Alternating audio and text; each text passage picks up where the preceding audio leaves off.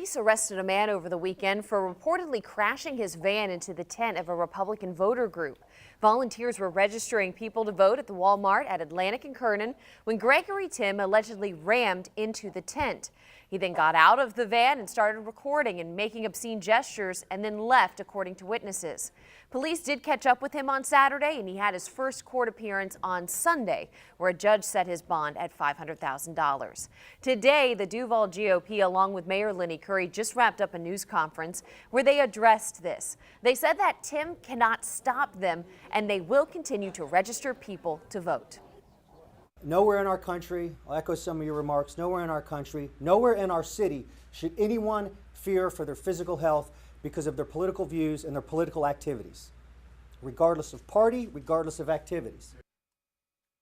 So Timm does face a number of charges, including criminal mischief and aggravated assault. He'll be back in court on March 3rd.